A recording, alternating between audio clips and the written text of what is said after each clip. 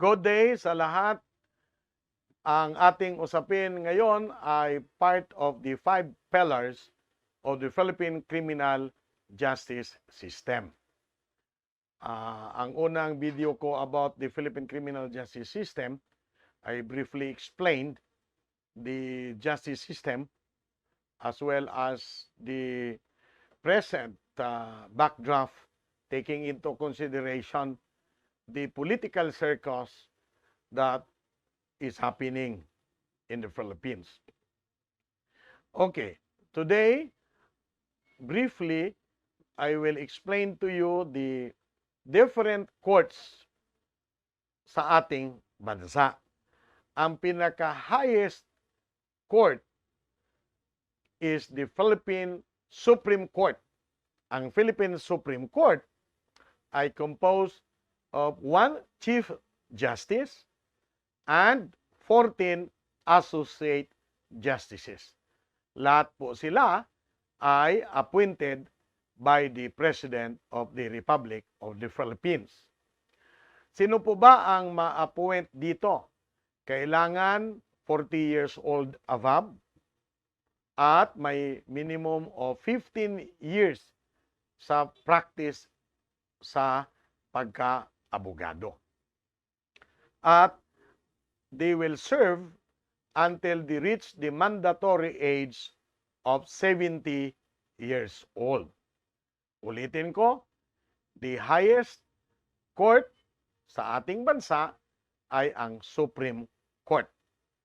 Ang Supreme Court is the last bulwark of democracy because doon ka talagang kung sa tingin mo ay ikaw ay hindi nakakamit ng hustisya, your last hope ay ang Supreme Court.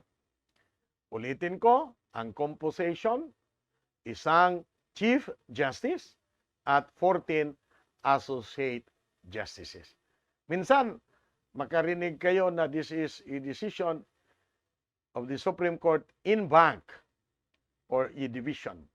Pag nakarinig kayo ng decision in bank, ang ibig sabihin doon ay ang buong Korte Suprema, the whole court composed of 1 Chief Justice and 14 Associate Justices.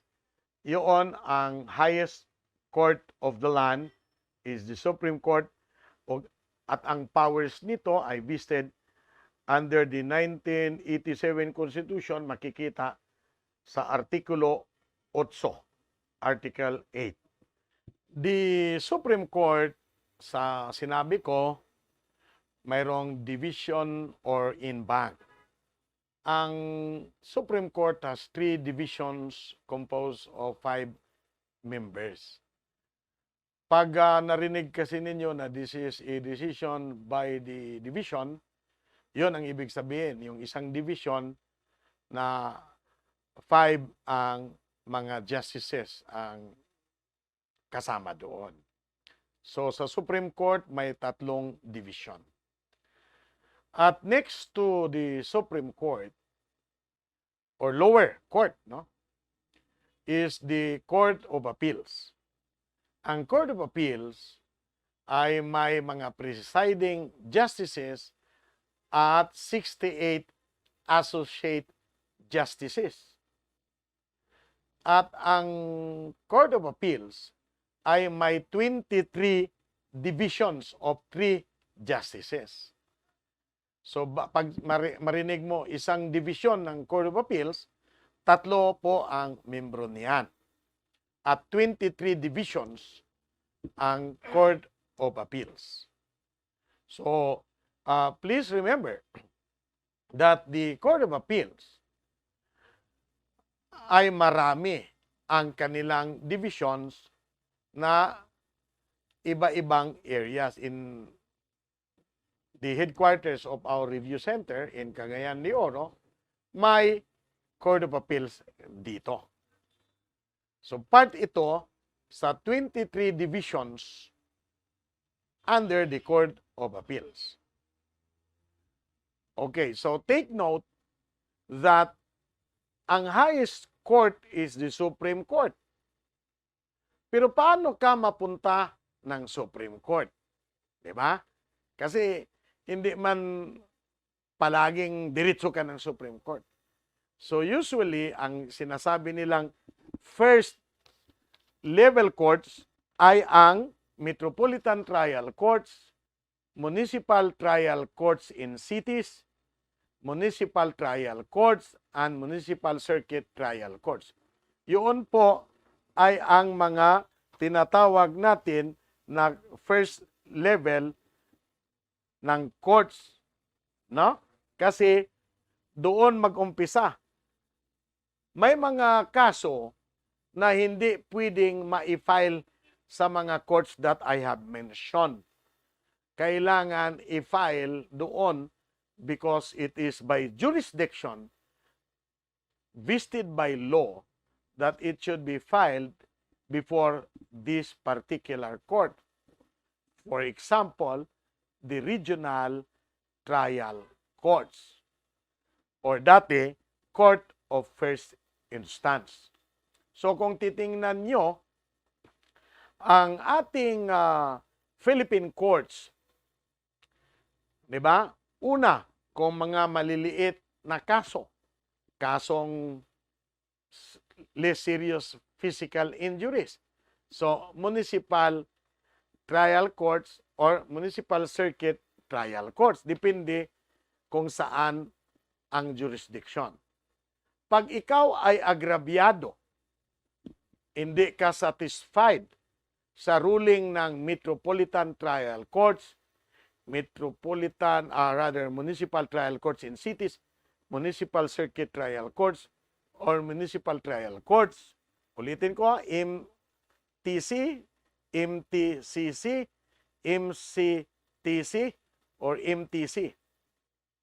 You can now go on appeal to the regional trial courts, RTC. Sa bawat judicial region, mayroon silang tinatawag na regional district, may regional trial courts. Pag ikaw naman ay hindi kumbinsido or not satisfied with the ruling of the courts that I have mentioned, you can proceed now to the Court of Appeals or to the Supreme Court on pure question of law. So makikita mo yung setup sa ating hukum or hukuman or courts in our country. So as one of the pillars of the Philippine criminal justice system, kailangan din natin malaman kung ano itong mga courts that I have mentioned. So yung mga kaso involving customs, practices, doon sa Sharia District Court or Circuit Court that will look into issues about customs, about personal laws, just like our brother Muslims, as well as the indigenous people or cultural minorities. So, ito ay part ng ating usapin ng criminal justice system. In our next episode, unti-unti nating pag-usapan ang mga ano po ba ang mga kaso na dapat i-file doon sa regional trial courts or sa municipal trial courts para naman may kunti tayong kaalaman sa part ng ating criminal justice system na usapin. Ito po ay isang pillar, ang court, under the Philippine criminal justice system. I will reiterate that the Philippine criminal justice system has 5 pillars. You have the law enforcement, you have the prosecution, and the third is the courts, followed by corrections or prisons, and the community. So 5 pillars. Ito ang ating unti-unting pag-usapan dito sa ating YouTube channel in relation to the subject Philippine Criminal Justice System. Do not forget, please subscribe to our YouTube channel.